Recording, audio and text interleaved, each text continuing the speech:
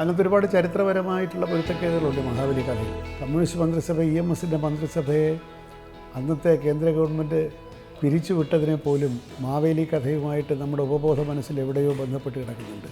എങ്ങനെയാണോ അന്ന് വാമനന് ഹാലിളകിയത് അല്ലെങ്കിൽ വാമനനെ അവതരിക്കേണ്ടി വന്നത്, അതുകൊണ്ട് ഓണത്തെ നമ്മളിൽ നിന്ന് കവർന്നെടുക്കാൻ മലയാളി സമ്മതിക്കും എന്നെനിക്ക് വിചാരമില്ല. അത്തരത്തിലുള്ള തന്ത്രങ്ങളെല്ലാം ചെറുപ്പത്തിലേ പൊളിയും.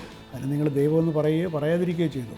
പക്ഷേ ദാറ്റ് ക്രിയേറ്റീവ് ഹാർമണി, ആ വിനയം വേണം. അതാണ് ഏറ്റവും വലിയ ആത്മീയത എന്ന് പറഞ്ഞാൽ അത് തന്നെ. വേറെ ഇതൊക്കെ വരണമെങ്കിൽ ഒരു സാമ്പത്തികമായ ഭദ്രത ഒരു സമൂഹത്തിനുണ്ടാകും.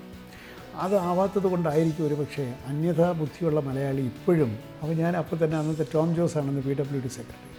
അപ്പോൾ ഞാൻ പറഞ്ഞു, ടോം ജോസ്, ഇതൊരു request, this is an order.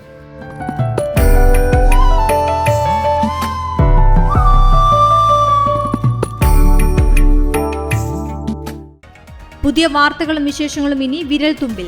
എല്ലാ ഡിജിറ്റൽ പ്ലാറ്റ്ഫോമുകളിലും ഇപ്പോൾ സീ മലയാളം ന്യൂസ് ലഭ്യം.